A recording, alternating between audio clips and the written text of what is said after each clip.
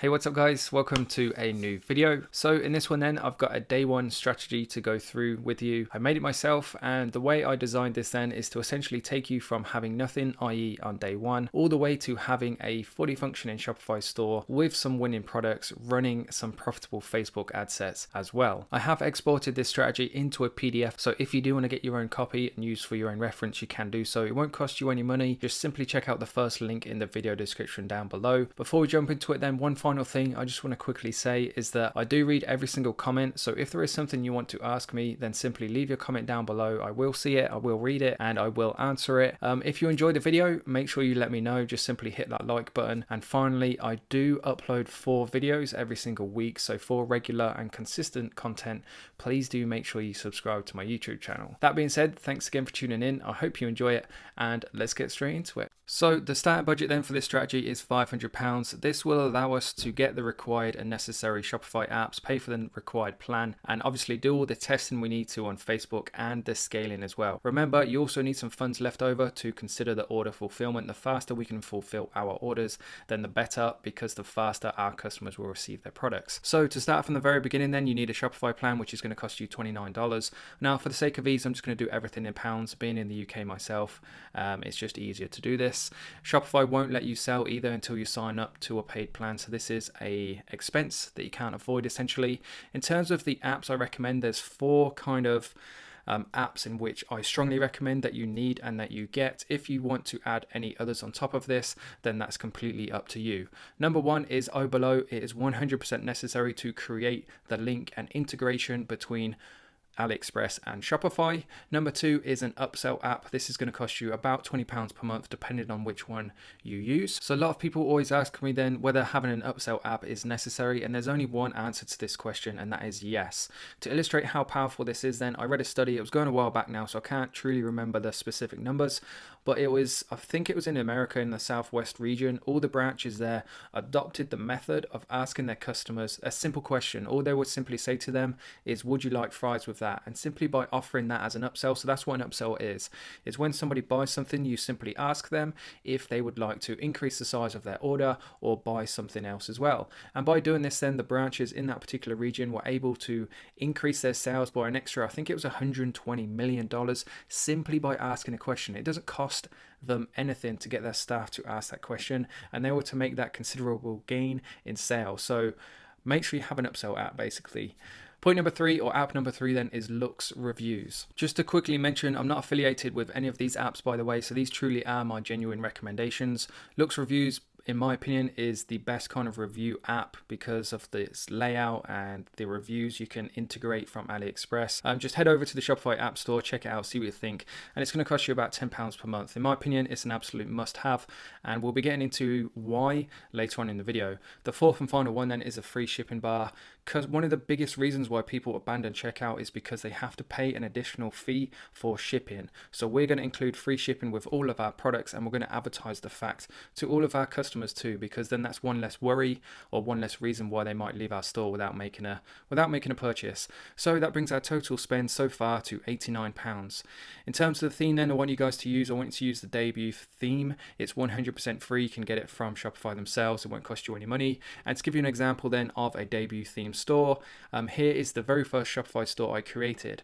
Now, it's not currently live, but I do keep it live for YouTube reasons, so I can refer people to it just to kind of use as an illustration of essentially what a good store looks like. I won't get into it now because I've documented this in numerous previous videos, but using this store, this exact product page, I was able to generate over £100,000 in sales. So I know that this strategy or this method or this setup and layout actually works. To kind of summarize what I want you to adopt then in your product pages is these bullet points here. So number 1 is a white background. Now, one thing I will say is that simple often works best, so keep it simple. Use a white background, high quality images, neutral, easy to read font. You want clearly bullet pointed features and benefits, just so all the information is right there and then, and the customer can naturally progress through the information and consume it all pretty easily essentially. It's easy on the eye, easy to read, easy to consume.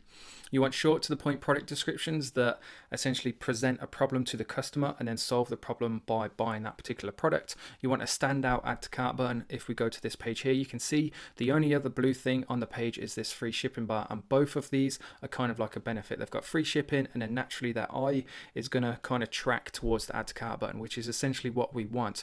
Trust me, it can make a big difference.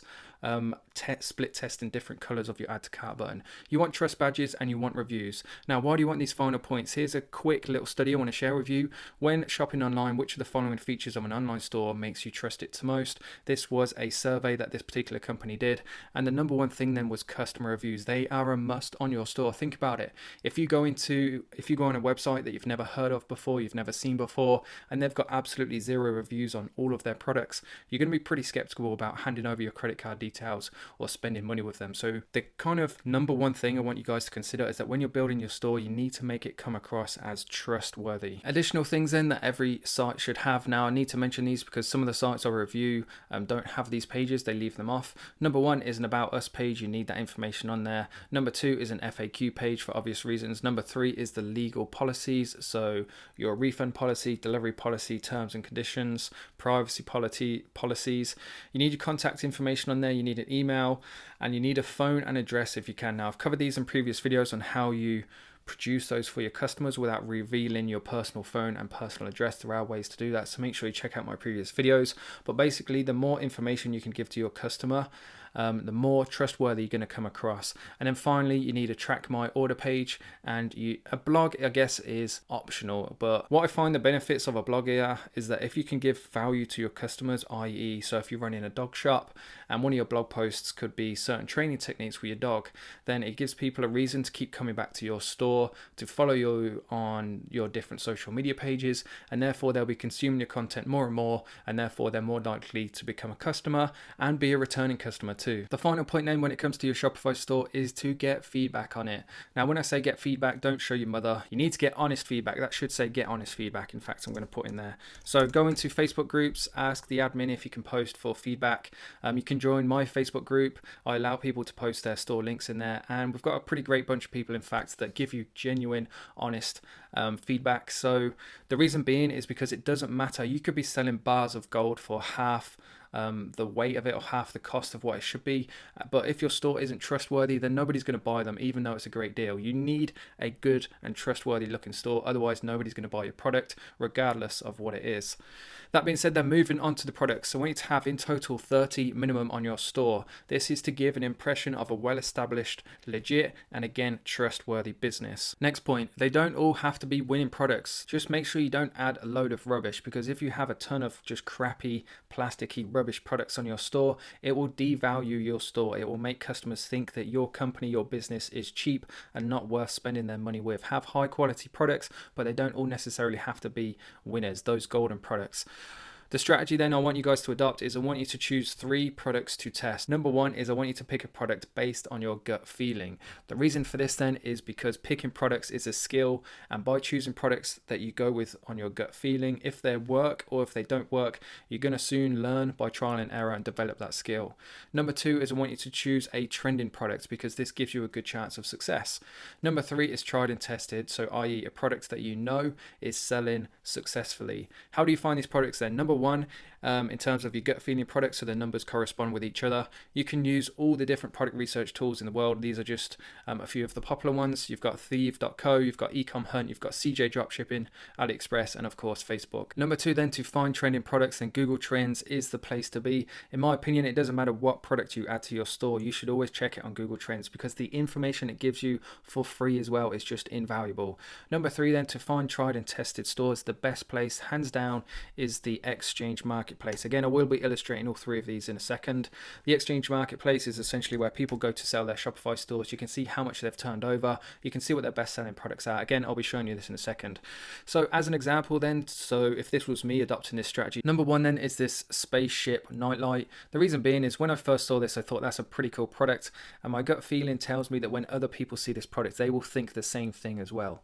Number 2 then, in terms of in terms of trending products, we've got gym leggings up here. here. So this is just an example, and this is just an example then of a good product. If I show you this in real terms, so this is Google Trends. Essentially, put your search term up there, so that would be your product. You can choose your country, you can choose the timeline, and then you can see the actual interest over time. And what you're looking for then is a product that's as close as possible to 100. If you see, if I scroll across, you get different ratings. So that's 53, and essentially what that's telling you then is how popular that current search term is. So you can see that gym leggings at the point at right now is the most popular it has ever been in the past 16 years. The other important information that Google Trends gives you is the interest by region too. So essentially you can see what countries are currently searching for this search term. So essentially you know which countries to target when it comes to Facebook ads. If we go back to the strategy then, the third and final product is one that we know is selling very well right now. So again, to illustrate this is a store that I found on the Exchange Marketplace. It's called Amp Mobile. And if we go down to the sales history, we can see these guys have done nearly $2 million in revenue. Now, what we want to do then is if we head over to the actual website, we can use the Shopify Inspect Chrome extension. We can go straight to their best-selling products, which is this AMP station. If we click on it, it'll take it to their product page. Now we know that this store has done nearly $2 million in revenue, and this is one of their best-selling products. So we know that this is a winning product essentially, and that is going to be the third product that I want you guys to kind of base this strategy on and actually use and implement. So that being said, we have our Shopify store, we have our products. Now for the most important part then of pretty much any business, which is the marketing. Now what I want you guys to do then is watch this strategy all the way through and then go back and rewatch it, because there's a lot to cover. It might get confusing at points, so if it does, make sure you leave a question down below. Like I said, I will answer it, but trust me, I've used this strategy time and time again and it never fails to work. So where you start then is essentially from the very beginning is we're going to have one CBO campaign, one ad set per product, and one creative per product. So essentially we've got a CBO campaign, and then within that campaign we're going to have 3 ad sets, one ad set per product, and we're also going to have one creative per product. The conversion objective will be view content, because if we go after purchase, our reach is going to be lower, therefore we're not going to get as much data back, therefore we're not going to be able to make as good a judgment of which product is performing best. When it comes to finding products that are working, i.e. so when you're testing them, then the more data you can get back, then the better, because then the more accurate decision you can actually make. We're going to target one country because it's the beginning. We want to kind of keep things relatively narrow. We don't want to bite off more than we can chew just yet. We want to go for all ages and genders. That way, essentially, we can see where the data is coming from as well. The detailed tags and options I want you guys to use then are online shopping narrowed by engaged shoppers. So to show you how you would set this up in real terms, here is an example ad set that we are creating. So in here, we're going to put online shopping, and that's going to target everybody who has shown an interest in online shopping. If I can spell it correctly, let's just go back. Online shopping, and then the next thing we want to do is narrow audience, and we want to go for engaged shoppers. And essentially what that means is it's going to be anybody who has clicked the shop now button. Engaged shoppers, it's going to be anybody who's clicked the shop now button, which is obviously a good sign. It's people who are interested in buying a particular product. Now you can see the potential reach is quite broad, but this isn't a problem at the moment because we are just testing. Then essentially we want to try and get as much cheap data back as possible, and by going broad, this is our best chance of doing so. In terms of the placements then, so again, just to show you how to set this up, we're going to go for Instagram and Facebook newsfeed only. So if we just scroll down, we want to edit the placements and then just remove absolutely everything. So as you can see now then, all I've got left selected is the Facebook newsfeed and the Instagram newsfeed. The reason being then is when we're testing, we want to make sure that we get the truest data back as possible. And by selecting newsfeed, then we can pretty much guarantee this, because the newsfeed section is going to be the biggest section on anybody's desktop, on anybody's mobile phone. That way we can pretty much guarantee we've got a true impression and somebody has actually genuinely seen and registered our ad. The runtime then for this initial CBO campaign is going to be 3 days, and the budget is going to be £30 per day. So essentially that brings our total spend up to now at £179. Now the reason this is our starting point then is because we're testing 3 different products in one CBO campaign, and by putting it in a CBO campaign, it allows Facebook to tell us essentially which product is performing the best, and that's the products that we're going to roll with. So the next steps then are essentially what we're going to do now is create 2 new creatives for the best performing product. So from this initial CBO campaign, after 3 days, switch it off, look at the data and see which one performed best. Performance is based on the cheapest data accumulated and the most budget spent. So because it is a CBO campaign, what Facebook will tend to do is put the majority of your budget into the best performing one. And whichever one that is, then I want you to then go ahead and create 2 new creatives around that one specific product. Once you've done that, then what I want you to do is to create a brand new CBO campaign. And in this time, we're going to have 3 ad sets within this campaign, and each ad set is going to have its unique creative, but essentially each creative is going to be for the same product, and the tags and the placements then are going to be exactly the same as the previous. So as it says there, the same as above.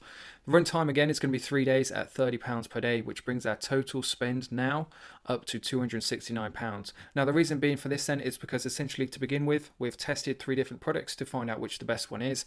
Now what we want to find out is the best creative for that product, because essentially the more money we can funnel down on what works, so doubling down on what actually works, the better chance we have of being the most profitable and therefore the most successful. So after you've ran this for the 3 days and you've tested the different creative, our next steps are to now test the audiences. To do this, we're going to start a brand new CBO campaign. We're going to have 3 ad sets within that campaign, but we're going to take the creative that performed the best from this CBO campaign, and we're going to use the same creative for each ad set then. The target and placements are going to be exactly the same as above, except we're going to change the detailed targeting for each ad set. We're going to have 3 different audiences, one at an audience size of 500,000 people, one at an audience size of 1 million, and one at an audience size of 1.5 million. So essentially what we're doing here is we've got the best performing product, we've got the best performing creative.